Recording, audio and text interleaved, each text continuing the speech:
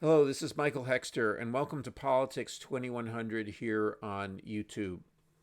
So, this episode I'm calling Neo-Confederate GOP in the Tennessee Legislature, Putsch against Tennessee democracy, engage in gun worship. So, today is April the 4th, and actually in the evening, and there are a number of important political events happening today, but one of the least covered events is what's been going on in Tennessee over the last week, um, as partly as a reaction to the mass shooting at the Covenant School in Nashville, killing three students and three helpers or three older people, teachers at that school. And That has triggered a mass movement of students in Tennessee who have come out and picketed and occupied parts of the Tennessee Capitol building to try to pressure lawmakers to pass gun reform. And this has met with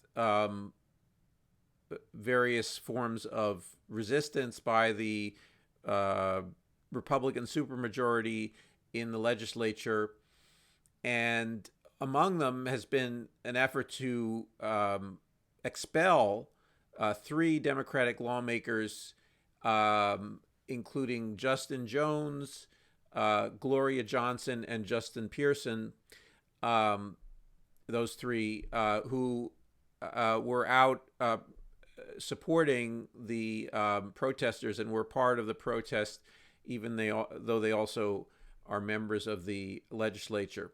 And this move is typical of not well. It's not. It's a escalation of efforts by mostly Southern Republicans, but also just Republicans, not just in the South, but throughout the United States, who feel entitled to impose minority rule in the United States, and to subvert American democracy and subvert the pluralism and the multi ethnic and also multi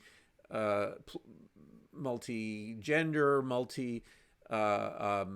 the sort of the diversity of American society. They want to impose a hierarchy where the old traditional elites, who are white and male, rule over other people, and where they have a privileged access to power.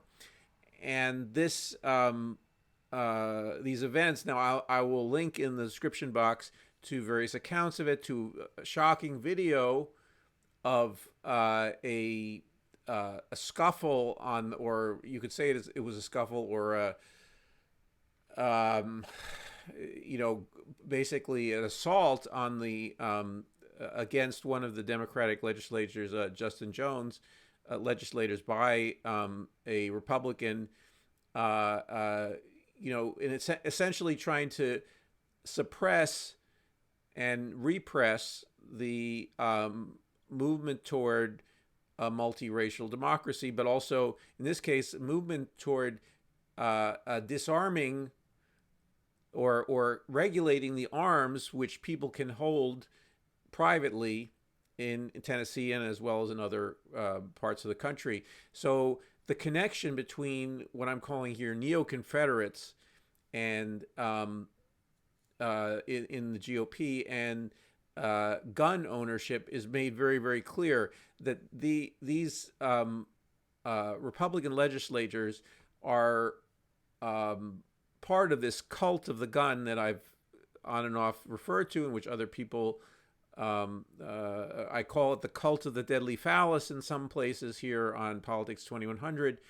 It's about um, the fears of these people, that they are not powerful, that they need this appendage, that these guns to be full people according to their lights, or really to be what means to them full people means people who impose their will on black people, on people who are different in some way or another, who are also on women, on female reproduction, and the liberty of women to express themselves through their through whatever they want to do with a particular pregnancy that they have. So anyway, all of these this culture of hierarchy and of anti-democratic and sentiment and the effort to create a minoritarian government in the United States is sharpening day by day. And here we have people who are fighting it and are trying to and are making some headway. And this video is an attempt to expose and create some language and theoretical or whatever or linguistic tools to at least talk about this. And already, though, the protesters are saying this is fascist, and they understand. That's why I put the word Putsch in there. So this is these people are undermining democracy from within. They happen to be people who have been elected, but they see that election as some sense an entitlement. They feel entitled to once they've received their seat, and that they can do with it as they please, and they can expel other representatives who don't conform to their idea about what is democracy, an idea that hasn't been written into the Constitution of either the state of Tennessee or the U.S. Constitution. It's simply a defending of privileges and also, in this case, access to firearms. And the access or the importance of the access to firearms is underlined by these acts. In other words, that they feel that they feel very threatened by this movement to try to regulate firearms and not enable people to purchase automatic weapons or semi-automatic weapons in this case, or assault rifles, let's say, or assault weapons. And one of the Republican legislators, and I'll put a link in it was a HuffPost article, tried to lecture the protesters that were there when he sort of thought that it was a clever thing to say, well, what does it matter? He was trying to go to a minutia, argue he couldn't argue strictly against gun control, or not couldn't, but he didn't. He chose to say, well, do you care what you get, kind of a bullet you get hit with? And so he attempted to lecture them, say, well, you don't care from what gun it comes from, so assault weapons ban doesn't make any sense because you're just you're arbitrarily picking one kind of rifle or gun over another. And it's an attempt to diffuse the energy of this movement, and it's an attempt to distract people from the idea that in a democracy we need to control the amount of deadly force that people have and how people acquire the ability to have a deadly weapon in their possession. And otherwise, those people can terrorize other people and kill them, and deprive them of all their rights. Okay, and it is they've been building on a series of misinterpretations of the Second Amendment, and thinking that they have an untrammeled access to that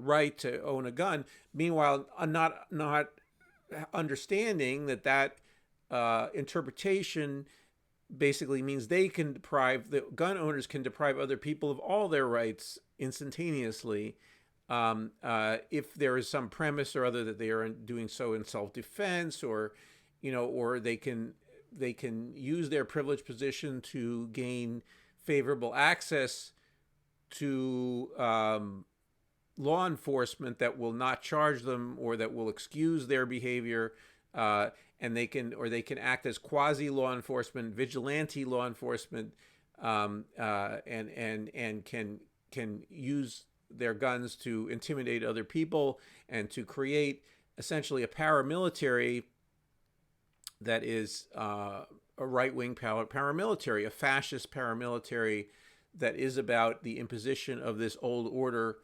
an order that was based in slaveholding, and were the tiered or basically a non-democracy, a minority rule in a nominal democracy, but where they could exercise their will and they could terrorize other people to do so. So anyway, so this is in my title, I was mixing echoes of the fascism in the 20th century in Germany, Nazism, but also talking about how in the United States we have a pre-sorted, with the laxity of gun laws, we have created a pre-sorted, basically brown shirt, heavily armed brown shirt grouping, and these Tennessee legislators are attempting to encourage that and to create this constant threat to really the majority of the U.S. population, that they can't have their rights, including their rights to be elected, to have their elected representatives seated, and to have them vote and to be part of the democratic process, because they are arbitrarily expelling them, and so that they're creating this hierarchy, or recreating this hierarchy that was threatened or was diminished by the reforms of, certainly the last 60 years, and definitely, or somewhat less definitely, but even the reforms before that, starting in the 1930s, and what they're trying with the New Deal. So they're trying to reestablish this hierarchy of a racial hierarchy, and also gender hierarchy, and they're doing it through their gun. This sort of having this kind of unofficial militia, or paramilitary, that is also allied with the unfortunately the illegal militias that we have. In other words, the police forces that are shot through often with sympathizers to this movement.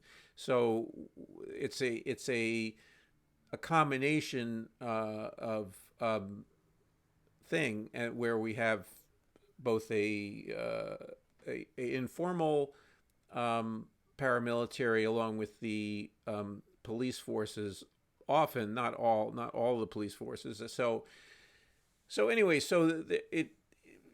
this is a grim news on a day when there's also some good news, which I think could be discussed in another video. But anyway, I wanted to point this out in this particular video. So if you're interested in learning more, please look at the articles and videos that have been linked in the description box. And I hope this video has been helpful to you in learning more about this.